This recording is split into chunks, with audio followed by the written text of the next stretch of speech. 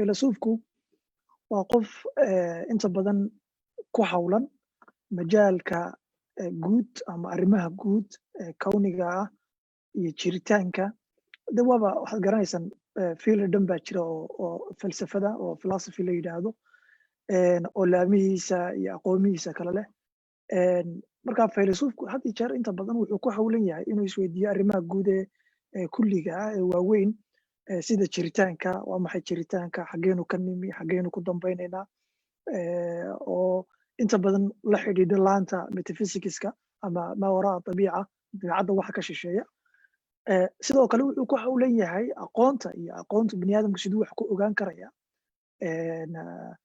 inuu wax ogaaday siduu ku garanaya, waa maxay aqoon, maxaa horta aqoona, maxaa lagu gartaa, iyo arrimaha la xidhiidha oo epistemology London baa jirta falsafada kamida oo aqoonta la xidhiidha. Sidoo kale ethicska iyo moralska ayuu inta badan wax iska weydiiyaa, maxaa xaqiiqa ah oo runa, maxaa beena, maxaa lagu garanaya waxa runta, xaqiiqdu waxay tahay maxaa lagu garanaya, essencekeedii iyo dunteedii waxay tahay. Marka falsafadu waa aqoon, waa wax la barto, leh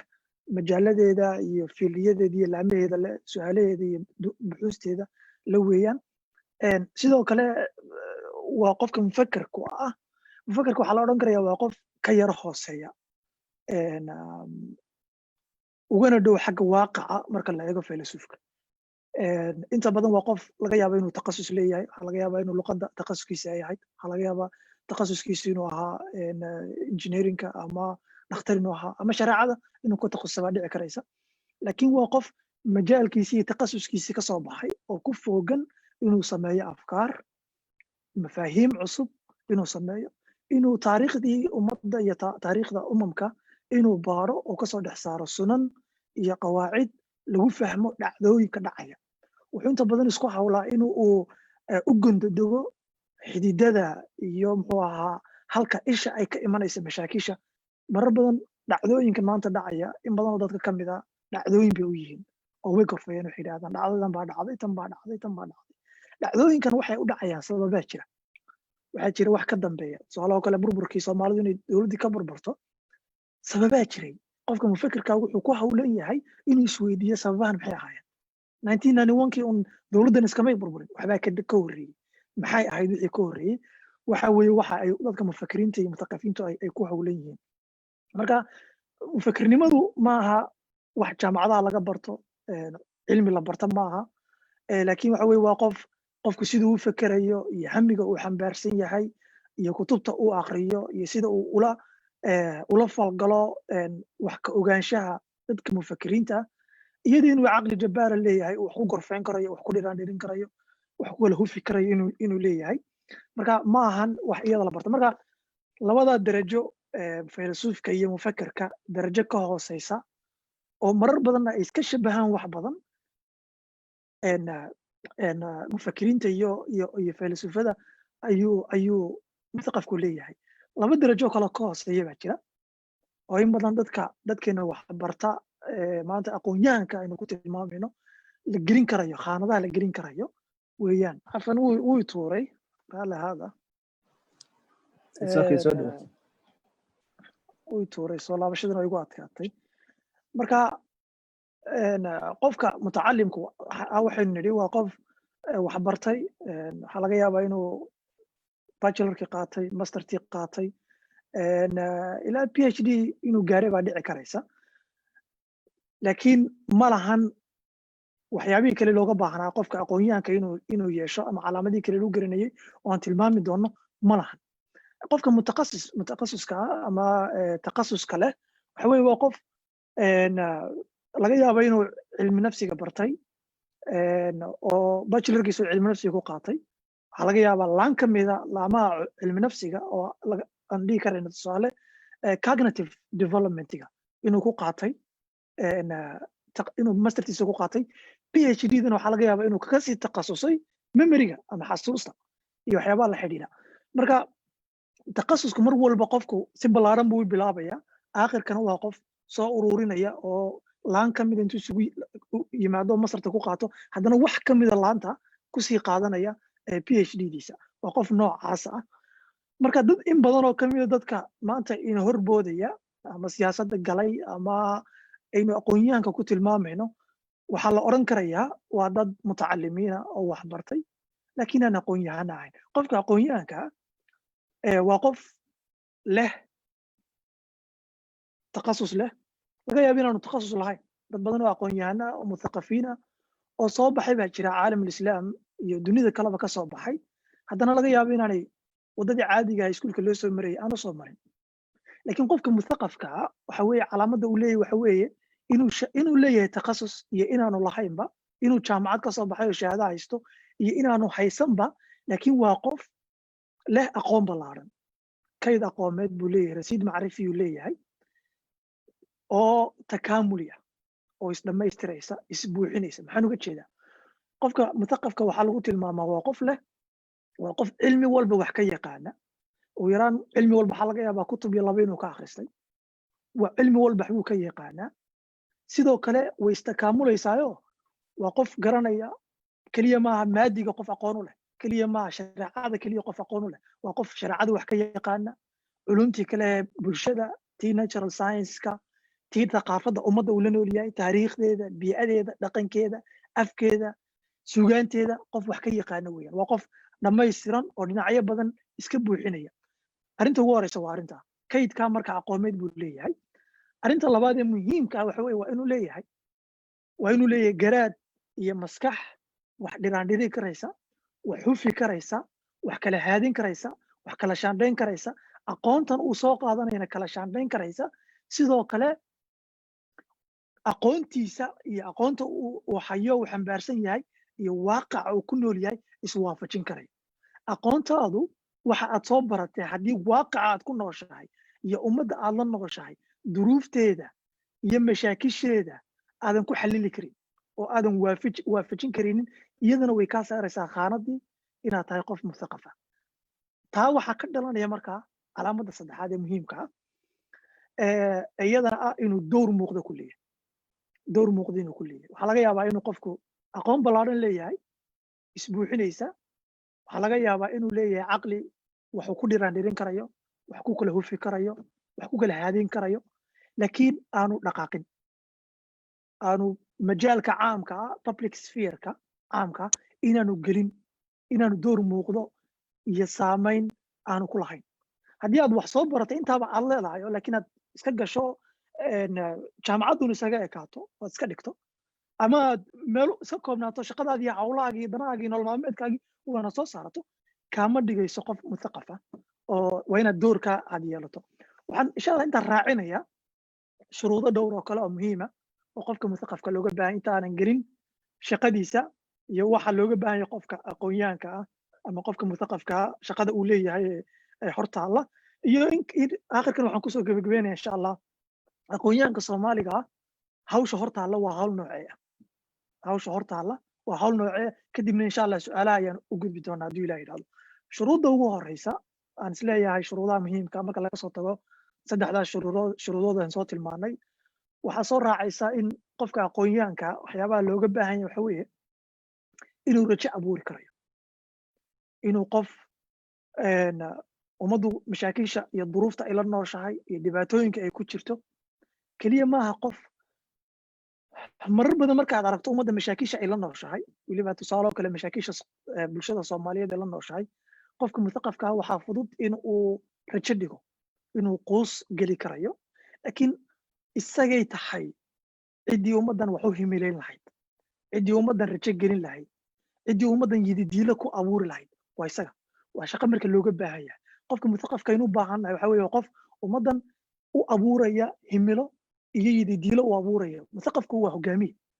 hogaamiyahana sidiisaba calaamadaha lagu garto waxaa ka mid a ee ugu muhiimsan inuu hiraal leeyahay. qofka hogaamiyaha hadduu hiraal leeyahay, sidoo kalena waxaa looga baahan yahay inuu dadka u himilayn karayo hiraalka iyo waxa uu doonayo, meesha uu doonayo, kobta cusubta leh uu doonayo ummadda inuu gaarsiiyo. aqoonyahankuna waa sidaas oo kale. mashaakil buu arkaa ummaddu ay la nooshahay, xuluul baa u muuqda. xuluusha waxay tahay inuu u himileeyo halkii looga bixi lahaa, waddadii looga bixi lahaa, tanalka laydka ka dambeeya inuu tusi karayo ayaa looga baahan yahay. shuruudda labaad ee muhiimka waxa weeye inuu sawiri karayo marar badan waxaa dhici karaysa waxa uu doonaya aqoonyahanka u muuqda iyo mustaqbalka u muuqda inaanay bulshadu la wada fahmi karin inaanay bulshadu wada arki karin marka wuxuu u baahan yahay inuu himilayn karayo suuraysi tusi karayo maanta mashaakisha aqoonyahankeena haysta waxa weeye qofku waxbuu soo akhriyey wax badan buu soo arkay dunida caalamka halka uu marayuu soo arkay ummaddan haddii 20 sano 30 sano soo socda halka dunida u ruqaansanayso ay tegayso ayaa u muuqda laakiin ummaddiisiina waxaa u muuqataa inay meesha ay fadhiyaan iyo sidan hadday kusii jiraan dhibka muuqa marka waxaa laga yaabaa inuu canaan iyo maaragtay inuu ula baxo laakiin qof waxa weeye uun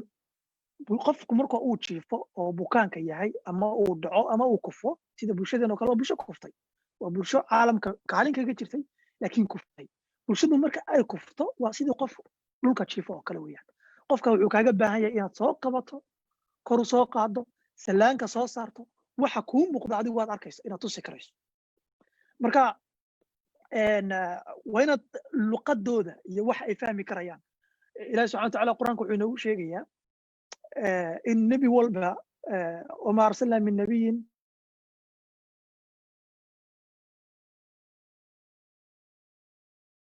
bilisani qawmihim inuu kula hadlo luqadooda luqad sida daahirka ah luqadu waa afka ummadda ay ku hadasho weeyaan tusaale kale aqoonyahankan doonaya waa qof af soomaaliga yaqaana waa qof soomaali wax u gudbin karaya sida daahirka waa luqad wataa laakiin sidoo kale luqad waxa weeye in wax ay wax ku fahmi karayaan inaad wax ugu tusaalayso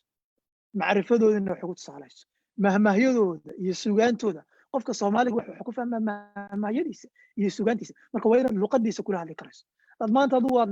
galbeedka wax ku soo baratay ingiriisi aad isku jishibinayso isgelinayso ama carabaa wax ku soo baratay oo aad carabi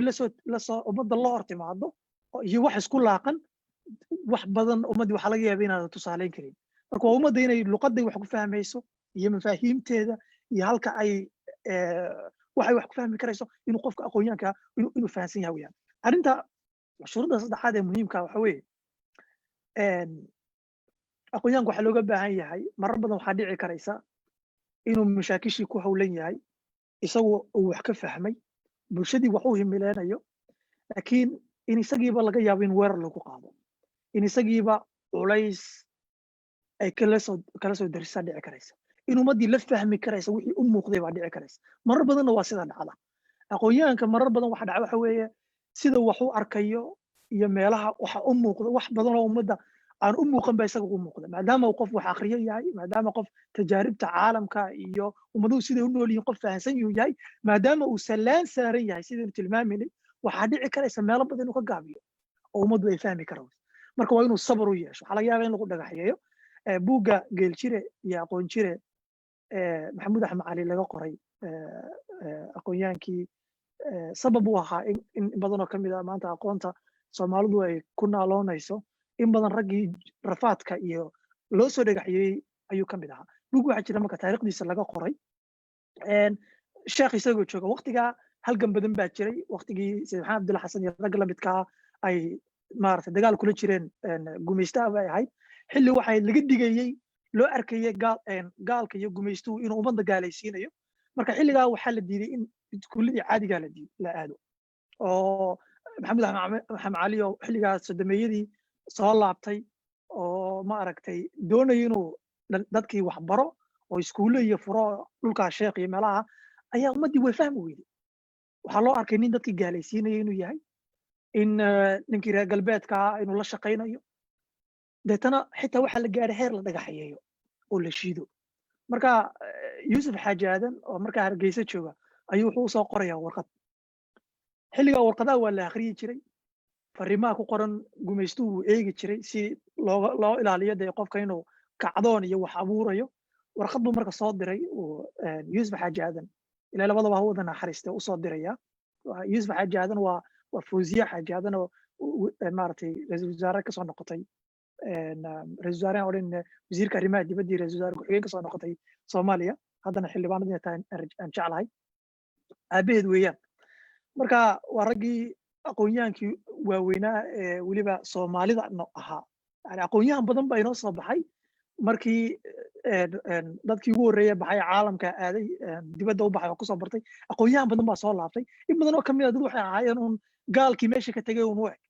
laakiin aqoonyahankii soomaalida ahaa mutaqafiinta lagu tilmaami karayay buu ka mid ahaa deetana warqad buu soo diraya warqadda wuxuu kusoo qorayaa aayaddii qur-aanka muxuu ahaa aayaddii ahayd inii dacawtu qawmii leylan wanahaara falam yazidhum ducaa'iya ilaa firaara warqaddaa ay ku qoran tahay aayadda qur-aanka ayuu yuusuf xaaji usoo diraya yuusuf xaaji wuxuu fahmayaa xaaji aadan wuxuu fahmayaa inay xaaladdu aad u adagta in maxamed axmed cali uu xaalad adag ku jiro xaalad quusa uu ku jiro deetana warqadbu wuxuu ugu qorayaa fasbir kamaa sabara ulilcazm min arusul yani wuxuu leeyahay hawl badan baa kuu taala sidii ambiyadii ulilcazmka ay u sabri jireen si lamid inaad u sabirta looga baahay marka waxaan uga jeedaa qofka mutaqafka waxaa looga baahan yahay inuu bulshadiisa dhibta uga imanaysa inuu u sabri karayo xadiis nabi salaatu rabbi sala aleyh jira nabi sal slam uu leeyahay qofka bulshada ku dhex jira ee dhibteeda u dulqaadanaya iyo maaragtay xagxagashadeeda wuxuu ka khayr badan yahay kan aan u dulqaadanayn ee bulshada ka dhex baxsan ayuu muxuu ahaa ka khayr badan yahay arrinta shuruudda afraad ee looga baahay qofka aqoonyahanka ama qofka mutaqafka waxa weeye inuu bulshadiisa la nool yahay inuu bulshada waaqaca iyo duruufta ummadda uu la nool yahay oo hoos ugu dhex dhaco marar badan waxaa dhacda qofka mutaqafka marka uu shahaado soo qaato wax soo barto inuu bulshada ka dhex baxo inuu dadka isaga la fikirkaa la aragtida ah uun keliya uun la qaxweeyo wax la akriyo buugta la gorfeeyo caalamkeedu waxa ka jira la gorfeeyo mushkiladda xataa ummadda laga yaabo inuu la gorfeeyo laakiin aanu duruufta ummadda aanu usoo dhacdhicin duruufta ummadda aanu la soo dhacdhicin waa inaad baskooda raaci karaysid gaarigaaga intaad marar qaarkood iska soo dhigtid dad gaari leedahay waa inaad markaa aad baska la raaci karayso waa inaad goobaha iyo meelaha ay ku shaahan intaad iska timaado adigoon doodahoodii wuxooda ka qayb gelaynin marar badan inaad eegi karayso badhansan karayso meelaha ummadda sidii u fekerayso halka uu garaadkoodii yahay fikirkooda taagan yahay waa inaad eegi karayso marar qaar social media waa inaad iska dhex mushaaci karayso adigoon dan kaleba ka lahayn inaad eegi karayso ummadda inaad fahanto marka waxaan uga jeedaa aqoonyahanku maaha qof ka dhex baxsan ummadda qof meel sare dabaq sare ummadda kasoo eegaya oo mushkiladeeda uun ka gorfeynaya maaha waa qof la nool duruufteeda waaqiceeda waa inuu iigoogiisa iyo anaaniyadiisa iyo isleeweynidiisa aqoontan aad baratay waa inay anaaniyada kaa qaadi karayso waa inay qabkaaga iyo islaweynidu qofka aqoonyahanku maaha calaamadaha qofka aqoonyahanka laguma garto islaweyniya qab maaha qof ummadda un quursada oo hoos u eega maaha waa qof duruufteeda la nool fahmi karaya waxa ay ku nool yihiin la saaxiibi karaya dad iyaga ka mid ah qofka aqoonyahanka waa qof leh asxaab wax la gorfaysa oo la heera sidoo kale leh dad ka sarreeya uu hiigsanayo waa inay jiraan sidoo kalena waa inuu jiro dad maaragtay la fahan iyo la aqoon aan ahayn oo gacanta qabanayo kor u soo qaadayo waa inay jiraan marka qofka aqoonyahanka maaha qof bulshada ka dhex baxsan waa inuu calaamadiisa waxa weeye qofka aqoonyahan haddii lagu tilmaami karayo waa qof duruuf weeyaan shuruudaha kale muhiimka ah waxa weeye waa qof naftiisa fahansan hawiyadiisa garanaya aanay maanta aqoonyahan badan oo inoo soo laabtay reer galbeedka wax ku soo bartay waxaad dareemaysaa inay haysato identity crisis isgaran waa inuu hayo oo marar badan ay soo raadisay aqoontan reer galbeedka iyo ilbaxnimadan ay ku dhex noolaayeen ay soo raadisay bay u badan yihiin qofka aqoonyahanka waa qof naftiisa garanaya isfahansan doorka u bannaan garanaya awoodihiisa garanaya fahansan taariikhda iyo xadaaradda uu ka yimi fahansan weeyaan maanta anigu maraykan baan ku noolahay haddaan doonayo inaan noqdo qof muthaqafa oo ummadda saameyn ku yeesha ama iska badaayo qof dee wax bartay oo ummaddiisa doonayo inuu aqoontiisa kula laabto haddaan ahay waa inaan fahansanahay waan iga dhaadhacsan tahay inaan ka imi xadaarad dunida wax badan kasoo jirtay aqoonteeda leh wax badan u haysata waxay ka maqan yihiin laakiin maanta waaqacan aan ku noolahay iyo xadaaradan aan la noolahay iyo ummaddan aan ku dhex noolahay ee reer galbeedka waa inaan aqoonta ay leeyihiin iyo ilbaxnimadooda wixii inaga anfacaya ee aqoontayda iyo taariikhdayda iyo xadaaradayda aan ku kabi karayo inaan ka soo qaato ma aha wax walba inaan soo rarto marka uu qofka aqoon-yahanka ee muthaqafka hadba meelaha dhalinyaro badan oo turkiga wax ku baranaysaa jirta dhalinyaro badan oo Asia shishe iyo China wax ku baranaysaa jirta kuwa badan oo wadamada carabta wax ku baran xitaa adigoo carabtii wax ku baranaya dad muslimiin ay yihiin inala thaqaafada in badan oo kamid ah inala dhaqana inala mashaakila haddana wax wal oo carabta aad ka soo baratay inaad soo rartid maaha waayo qofka carabka uu ka duwan yahay qofka soomaaliga duruuf ka duwan oo kale la nool yahay thaqaafad buu leeyahay af buu leeyahay dhaqan buu leeyahay taariikh buu leeyahay xadaarad buu leeyahay qofka soomaaliga maaha inay taa keliya kula weynaato adigoo tii carbeed ay kula weyn tahay ama tii reer galbeed ama tii chinese ama tii turkiga ay kula weyn tahay inaad ummadaada timaadi may waxay ahayd inay taadu kula weyn tahay oo adigu aad ummadaha kale u tagtay iyo xadaaradaha kale u tagtay inaad ka soo qaadan karayso wax kamili karaya buuxin karaya xadaaradii adigu aad ka timi waxa kaa maqan wax buuxin karaya inay noqoto marka qofka muthaqafka waa qof isagu fahansan taariikhda waayaha duruufta aqoonta diineed midda dhaqan midda taariikheed cultureka ummadda dhulkaa waxa ka jira qof fahansan weeyaan oo xadaaradiisa iyo ay la weyn tahay qofka uu yahay iyo halka uu ka soo jeedo arrinta kale muhiimka ah shanaad waxa weeye aqoontiisu inay ka duudo dadka caadiga ah aqoontana soo baratay waa inay kaa duudo habfikirkaaga habdhaqankaaga sidaad waqtigaaga u maaraynayso sidaad u nooshahay akhlaaqdaada waa in intaasoo dhan ay kaa duudo dadka caadiga ah ee aan waxbaran haddii adigoo waxbartay aad fadhi kudirada ka sheekeynayso haddii adigoo waxbartay aad qabyaaladii gorfaynayso cid aad qabyaalad ku nacayso reernimo aad cid ku soo dhaweynayso reernimo aad cid ku fogeynayso marar badan qofka inaanu sogeyn baa laga yaaba laakiin waa duruuf aan la noolnahay qofka soomaaliga waxaan u baahanahay shaqada ugu weyn ee qofka aqoon-yahanka ee muthaqafka looga baahan yahay ee hortaalla waxa weeye in uu ka xoroobo waxaan laynagu soo canqariyey inuu dib u eego qofkan uu nacayo muxuu ku nacay reerkan uu nacay ma isagaa nacay qofkan uu nacayo ma isagaa nacay xarakadiina xisbigan uu nacayo ma isagaa nacay mise waa la nacsiiyey waa qof isagii isbaaraya gudaha isugu dhaadhacaya isxoreynaya inuu xor ka yahay inuu ka duwan yahay dadka caadiga ah ee uu la nool yahay waayo waxba kama bedeli karaysa aqoontaadii uma gudbin karaysa wax badan kaa duwi kari mayso wax badan kaa dhegaysan kari maayaan haddii adigu aad iyagii la mid tahay sheeko waxaa jirta niman saaxiibanahay oo halkan aan ku wada nool nahay oo dadka runtii aqoonta leh aadna aan ugu daydo ka mid ah ayaa iga sheekeeyey wuxuu yidhi walaashay baa jaamacadda maraykan ku taallay ka baxday dalkii bay aaday dhowr bilood bay maqnayd way soo laabatay marka isagii bay meeshii ay tagtay wixii ay ku soo aragtay wixii ay soo baratay bay uga sheekaysay marka waxay tiri dee gabdhi waxaan soo bartay gabdho heble iyo heblaan soo bartay waxay ii sheegay inaan ilma adeero nahay inay magaranaysaa aan dhowr awow iyo meelaha kala tirsanno tuulooyinkii aan degenayn baa laysoo baray reerahaan isdagaashanahay baa laysoo baray wuu istaajiyey wuxuu yidhi adigu intaa waa intii ay taqaano weeyaan waa intii aqoontay u lahayd waa wixii iyadu ay bartay biicadii ay ku nooleed iyo thaqaafadii ay la nooleed iyo dadkii ay la nooleed wixii ay bartay weeyaan adigu jaamacad University of Washington baad ka baxday adigii tegey meesha maxaad bartay wax ma bartay yacni adigoo turki maanta ka yimi wax ku soo bartay bakistan wax ku soo bartay maraykan iyo yurub wax ku soo bartay sacuudi carabiya wax ku soo bartay masar wax ku soo bartay suudaan ka soo baxay dalkii adigoo yimi inay ku update gareeyaan dadkii adigu aad u timi dadkii ahayd in adigu aad wax barto dadkii adigu aad ahayd inaad hoga tusaalayso dadkii aad ahayd inay iyagu wax kugu beeraan هذه مشكلة إن يجوا يسكو أركتين نقطان يجوا يسكو فكر نقطان إن يجوا أتكون شيء وح ما رأيتي وح ومد مرة قرب كالجي كالرجالي يدروا ومشكلة وياه مرة قفك أقوياء كا وحلوجة بعيا إنه wax badan dhaqankiisa iyo hab dhaqankiisa ay ka duudo waa in naxariistaada dunta dadnimadaada hab dhaqankaaga akhlaaqiyaadkaaga sida dadka loo dhaqmayso waa inay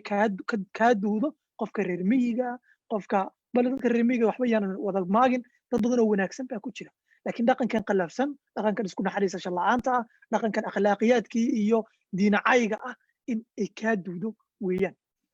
nina nina muxuu ahaa rag mutaqafiinta carabta ka mid a ayaa wuxuu ka sheekeynaya wuxuu yidhi waxaan ka qayb galay kulan bandhig buugeeda oo carabaha ka dhacayay marka wuxuu yidhi sanad walba markaan ka qayb galo buug baan soo gataa fara badan buugta markaa buugtii waxaa ii soo qaaday buu yidhi nin ku cuslaatay wuu qaadi kari waayey nin markaa qolyaan xamaaliyiinta ah xooggooda maala ayaa u soo qaaday markuu gurigii keenay oo buugtii kutubtii u keenay ayuu wuxuu ku yidhi ayuu wuxuu siiyey lacagtiisii lacag dheeraadoo fara badan buu ayuu ugu daray marka ninkii jawaab buu siiyey wuxuu yidhi buugtan faraha badanaad soo qaadatay aan kuu soo qaaday dhaqankaaga inay wax ka bedelayso waa filayay yani wuxuu tilmaamayey in waxaanaad akhriyayso inay kaa duweyso dadka caadiga inay dadka caadiga kaa duweyso marka qofka aqoonyahanka waa qof aqoontiisa iyo waxaan uu bartay ay ka muuqato oogadiisa in ka badan inta uu sheeganayo iyo inta uu ku hadlayo sidoo kale qofka muthaqafka waa qof aqoontiisa iyo xogtiisa iyo macluumaadkiisa aan ka qaadanin dhinac keliya mushkilo weeyaan haddii aad xisbigaad ku jirto ama xarakadaad ka mid tahay hadaad islaami tahay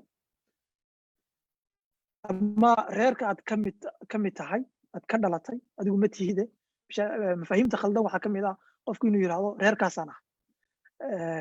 ficil baana ka dhasha qof markuu yidhahdo reerkaasaan ahay waa identity waa ahaansho marka adigu aad ka mid tahay iyo marka adigu aad tahay mid iyaga ka mid a ama aad ka dhalatay markaad tirahdo qofka waan ahay reerkaasaan ahay yani kooda xun iyo kooda fiicanba waa tahay si kasta kabta waxa weeye waxay tolkaaga iyo walba kabtaadaba lagama dhex baxo waa lagu jira inkastoo xag wanaagsan ay leedahay haddana xag taban oo kaleba maamaada way yeelanaysaa laakiin qofka markaan idhaahdo reerkaa waa ka dhashay waaxid minhum bana waan aqdiyi karaya wixii xun waa ka hor iman karaya wixii wanaagsanna waan ku taageeri karaya dulmiga iyaga ay lagu hayana waan ka celin karaya oo waan ka hadli karaya kuwa ay dadka kale ku hayaana waa inaan u taagnahay qofka muthaqafka waa qof noocaasa marka qofka muthaqafka waa qof aan macluumaadka qofku waxa fikirkiisa iyo adduun aragiisa iyo siduu nolosha u arkayo iyo tasawuraadkiisa saameyn weyn waxa ku yeesha waxa weeye xogta iyo macluumaadka halka uu ka helayo weeyaan marka waa inaad tanawuc aad samayso xogtaada cid kaliya ka qaadan waa inaad xarakadaada keliya xisbiga keliya adigu aad taageerto reeraha aqoonyahanka reerkaaga keliya inaad buugtooda keliya aadan akhrin facebooka dadka aqoonyahanka ama dadka aqoonta leh ama wax soo qora reerkaaga keliya kasoo jeeda waa inaadan xogtooda akhrin waa inaad aqoomaha kale iyo xogaha kale iyo macluumaadka kale ummadaha kale iyo cidda kasoo horjeeda weliba ciddan adigu aad taageersan tahay aqoontooda iyo macluumaadkooda waa inaad akhriyi karayso si aad ummadda aad u noqon karayso qof ummadda dhex u ah qof cilaajin karaya mashaakisha ummadda haysta waa dhinaca keliya aad ka imanayso oo dhinaca keliya aad ka raran tahay ma cilaajin karaysid mashaakisha waaweyn ee ummaddan haysta waxaan rabaa marka inaan dhowr qodob oo shaqo muhiim ah oo qofka aqoonyahanka u yaala inaan tilmaamo akhirkan aan kusoo gebagabeeyo shaqada hortaalla qofka aqoonyahanka ee soomaaliga ah doorka ugu horeeya qofka aqoonyahanka looga baahan yahay waxyaaba badan aan kasoo tilmaamay waxa weeye inuu fahmo inuu furfuro inuu falkiyo inuu dhiraandhiriyo mashaakisha ay ummaddiisu la nooshahay ummaddeenu mashaakil badan baa ragaadiyey duruufo badan bay la nooshahay waa ummad 30 sano la tacaalaysay mashaakil fara badan oo kala nooca oo jahliga iyo qabyaaladu ugu weyn tahay inuu fahmo arrimaha waxyaabaha waaweyn ee ummaddu xagga diiniga jaanibka dhaqanka jaanibka allahu mustacaan aqoon darada iyo aqoonta ah jaanibka qabyaaladda jaanibka mukhaadaraadka iyo ummaddu wax ay la nooshahay iyo qaadka inuu waxaasoo dhan waa qof fahmi karaya furfuri karaya furdaamin karaya falkin karaya hadhowna himilayn karaya halka looga bixi karayo iyo waxa looga bixi karayo qof keeni karaya inay shaqadiisa weeyaan marka waxaan ka hadlayo waxa weeye qodobadan tilmaamayo waa shaqada looga baahan yahay qofka muthaqafka doorkan tilmaamayna waxa weeye waa shaqada u taalla waa maxay wadiifada iyo shaqada qofka aqoonyahanka looga baahan yahay marka mid ka mid waxa weeye inuu mashaakisha ummaddu ay la nooshahay inuu fahmi karayo wax badan ka akhriyi karayo taariikhdeeda baadhi karayo falkin karayo furdaamin karayo furfuri karayo dhiraandhirin karayo hufi karayo arrimahaasa shaqada ugu weyn ee shaqooyinka ugu waaweyn ee qofka mutaqafka hor yaalla bay ka mid tahay. arrinta labaad waxa weeye shaqada qofka aqoonyahanka u taalla waxa weeye inuu raadeeyo wacyiga bulshada, inuu u furi karayo wacyiga bulshada, inuu daaqado cusub u furi karayo, inuu ufuq u furi karayo weeyaan. ummaddu qofka aqoonyahanka waxaan tilmaamay inuu sidaan marka horeba tilmaamay inuu qof hogaamiye inuu yahay. hogaamiyaashu way fara badan yihiin. hogaamiyo keliya maaha kan siyaasiga ah ee ummadda. ninka xilligiisu waa kooban yahay, waa muddaysan yahay. 4 sano, 5 sano, 6 sano, 7 sano, 8 sano ayuu ummadda maamulaya. arrimo uu markaa hogaamiyaha waxyaabaha muhiimka ah waxa qofka hogaamiyaha wuxuu arkaa u muuqda arrimo u baahan in bulshada laga bedelo. deetana xil buu doonanayaa, xilkaasuu qaadanayaa si uu muddada uu hogaamiyaha yahay ama xilka uu hayo uu saameyn u yeesho. laakiin aqoonyahanku xilkiisu ma muddaysna, bale marar badan wuu ka saameyn badan yahay ninka siyaasiga ah. maanta ninka siyaasiga mashaakil badan baa haysata hortaalla. way ka mid tahay maanta waxaa laga yaabaa qofka siyaasiga dee siyaasadda waad garanaysaan, reer buu meesha ku tegaya. wax badan uu qaban kari lahaa waxaa laga yaabaa inay caqabad ku noqoto reerka uu ka soo jeedo. waayo bulshadu waxbay kaa dhex akhrisanaysaa. waxay kaa dhex akhrisatay kugu shaabadaynaysaa. habdhaqankaagii iyo waxqabadkaagii waxaasoo dhan waxa saameyn ku yeelanaya ku dabraya waa reerkii weeyaan. laakiin qofka mutaqafka ah waxaasoo dhan ma dabrayaan. waxaasoo dhan ma dabrayaan. shaqada marka ugu weyn ee hortaalla waxa weeye weyn ee muhiimka waxa weeye inuu ummadda wacyigeeda uu saameyn ku yeelan karayo, uu raadin karayo hadba ummaddu habfikirkeeda, habdhaqankeeda iyo guud ahaanba habnololeedkeeda saameynta ugu weyn waxa ku leh waxa weeye hadba cidda hor joogta ee hadalkeedu ku badan yahay ayaa saameyn weyn ku leh. maanta idaacadaheena iyo warbaahinteena cidda ugu badanay dhegahooda iyo afkooda isku xidha waxa weeye waa afka siyaasiga iyo dhegaha bulshada ay isku xidhaan. waxa ugu badan ay maqlaana waxa weeye waa ismaamulkeena taban weeyaan. waa ismaamulkeena taban, siyaasaddeena khaldan ee ummadda taalla iyo habka xun ee maanta siyaasiga silloon uu inagu maamulayo weeyaan waxa ugu badan. aqoonyahanka marka doorka ugu weyn ee hor yaalla waxa weeye in aanu keliya eedeen ummadda. waxaa loo baahan inuu isticmaalo qoraal, inuu isticmaalo saxaafadda inteeda wacyiga leh, warbaahinta inteeda saameynta leh inuu isticmaalo oo ummadda uu raadeeyo habfikirkeeda iyo wacyigeeda inuu raadeeyo weeyaan. yacni tusaale waxaan idiin siinayaa imise inaga mida baad suuraysan karaysaan oo sheekh mustafe uu saameyn ku yeeshay habfikirkooda oo uu raadeeyey siday u fekerayaan, wacyigoodu uu raadeeyey. imisaad isleedihiin dadkiina yaqaana taariqa suweydaan waa mutaqaf weyn weeyaan oo kuwaitiya. imisaad isleedihiin wuu raadeeyey aqoontooda. cabdiraxmaan bashiir jabuutiyana oo mufakira oo mutaqaf weyna saameyn weyn buu bulshada ku leeyahay. waayo wax garaadkoodu la hadlaya, caqligoodu la hadlaya, isagoo u marinaya maxay? isagoo u marinaya iclaanka inteeda wacyiga leh, isagoo ka faa'iidaysanaya. doorka kale ee muhiimka waxa weeye inuu wax qoro qofka mutaqafka. qofka mutaqafka waa inuu barto habka wax loo qoro, xirfadaha qoraalka, xirfadaha waxgudbinta inuu barto si uu bulshadii raadeen saameyn togana ugu yeesho. marka qofka aqoonyahanka waxa looga baahan yahay doorka ugu weyn hor yaalla waxa weeye inuu saameyn karayo bulshada, inuu doodo cusub abuuri karayo, inuu naqdin karayo muxuu ahaa waaqac ay ku nool yihiin, dhaqankeeda kala hufi karayo, inteeda taban maaragtay aan waaqacan iyo duruufta ummaddu ay la nooshahay iyo halka liigsanaya aan la jaan qaadi karayn inuu ka hufo ka kala haadiyayo, inuu abuuro doodo cusub. anigu waxaan idhahdaa mashaakisha maanta ummaddeenu la nooshahay su-aalaheedii wax badan weli laysma weydiin. saaxadu ma taalo, saaxada iyo masraxa lagu wada sheekaysanayo ee lagu doodayo mashaakishii waaweyn la noolnahay su-aalihii ay ahayd in wax layska weydiiyo weli lama unkin. doorka aqoonyahanka looga baahan yahay uu saameyn weyn ugu yeelan karayo ummadda wacyigeeda waxa weeye in uu unko doodo cilmiyeysan, inuu ay duruufahay la nool yihiin, halka ay ka yimaadeen, xaaladda waaqaca taaganta waxay la nool yihiin, timaadada halkay u socdaan iyo halkay hiigsanayaan, inuu doodo cilmiyeysan unko. bulshadana ku abuuro weydiimo cudoon inuu maskaxdooda ku abuuro. keliya inuu la ciyaaro ama uu raadeeyo maaha, dareemadooda inuu la ciyaaro keliya maaha. waa inuu caqligooda ka fikirsiiyo doorkaasa ayaa u yaala doorka kale muhiimka ah aqoonyahanka u yaala waxa weeye inuu ilaaliyo ummadda diinteeda dhaqankeeda iyo ummadnimadeeda iyo jiritaankeeda inuu ilaaliyo waa door weyn oo qofka mustaqafka hor yaala hamigaa waa inuu xambaarsan yahay inuu diinta ummadda ilaalin karayo thaqaafadeeda iyo dhaqankeeda inta wanaagsan ilaalin karayo ummadnimadeeda waxa kala geyn karayo inuu ka jiro waa door weyn oo qofka mustaqafka looga baahan yahay haddii adigu aad tahay mid ummaddii kala geynaya waxa weeye doorkaygu waad gartay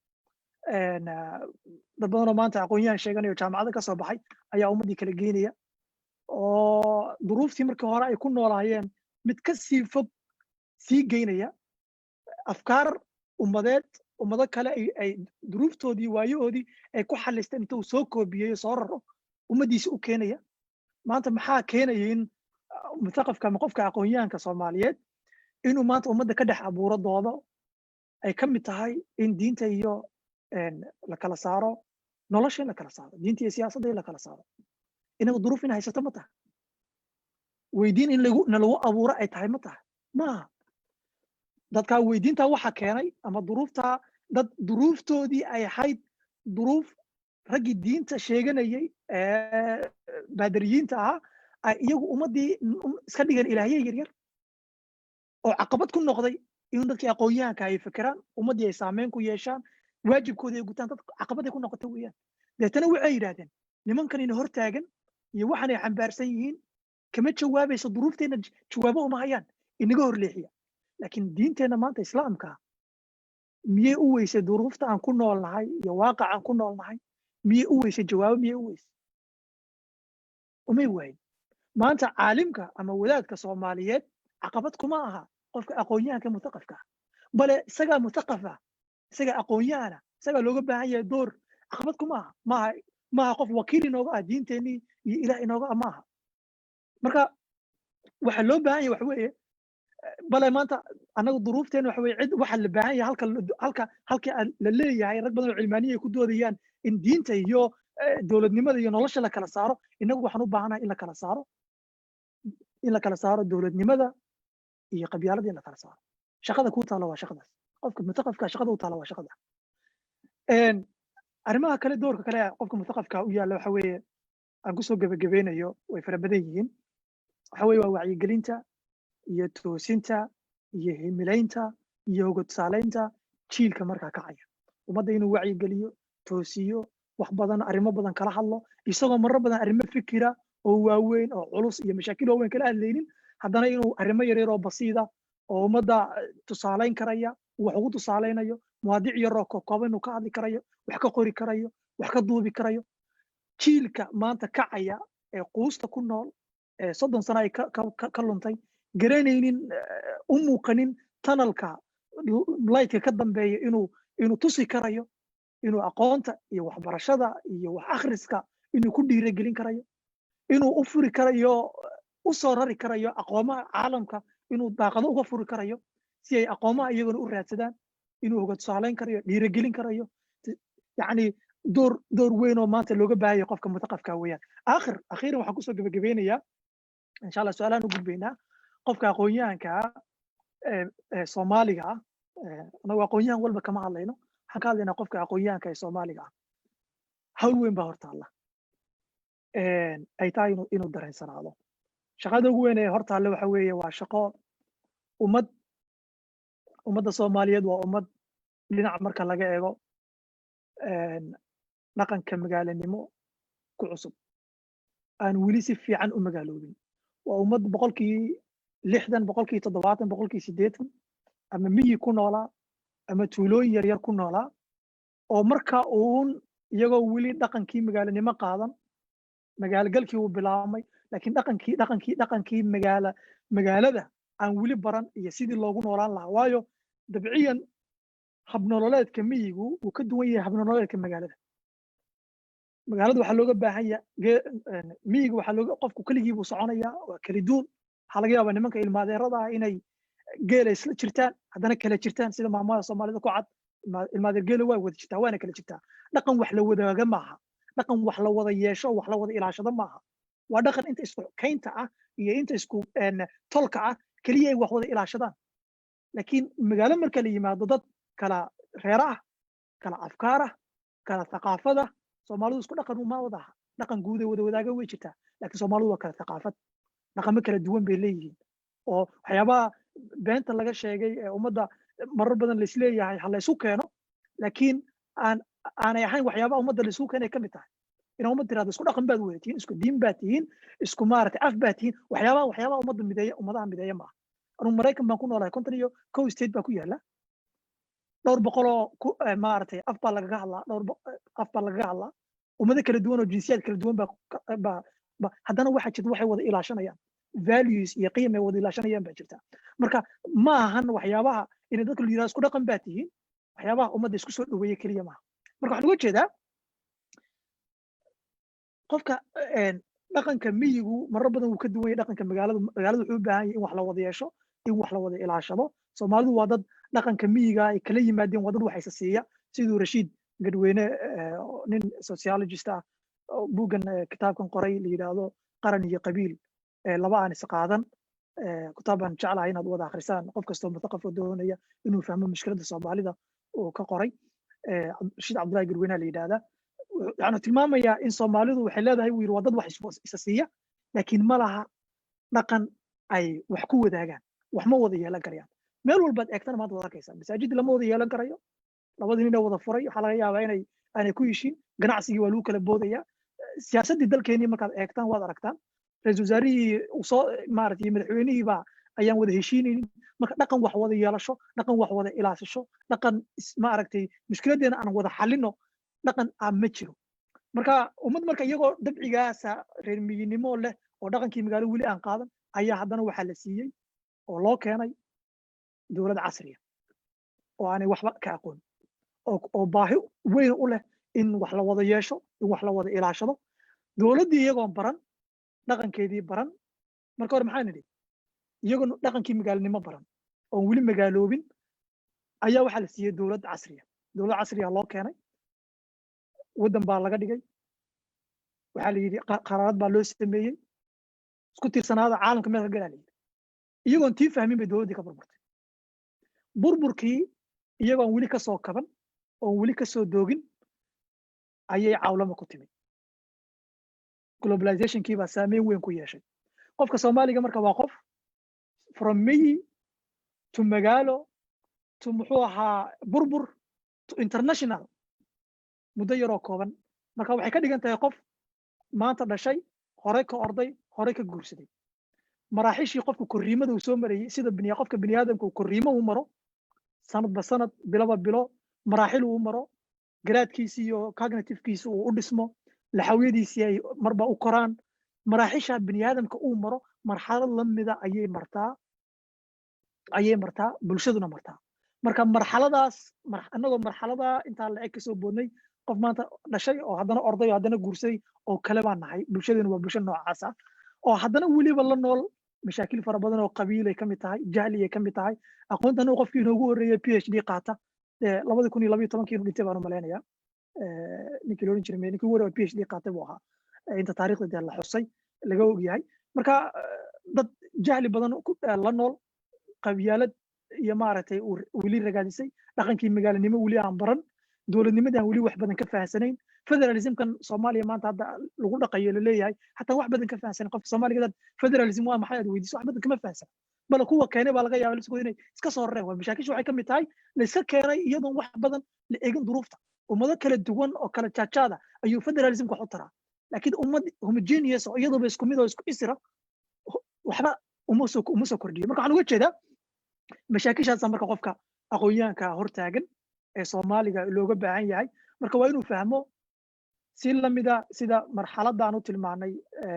marxaladaha bulshadu ay martay iyo cumriga bulshada uu maro uu ka duwan yahay cumriga biniaadamka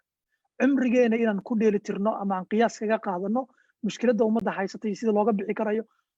way ma aha waxa weeye cumriga biniaadamku waa kooban yahay anigu waxaa laga yaabaa 30 sano oo kale inaan siin jiro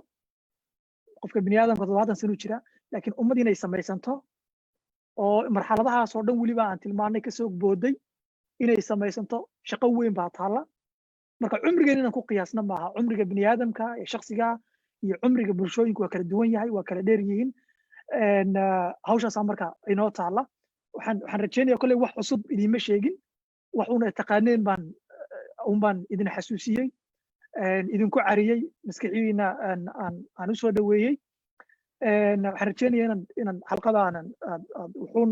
aad ka kororsateen ilaahay subxana watacaala waxaan ka baryayaa inuu min aladiina yastamicuuna alqawla fayattabicuuna axsana in naga dhigo inaasaan kusoo ururinaya aad baan idin wada salaamaya insha allah wixii su-aalaha ayaan hadda insha allah furaya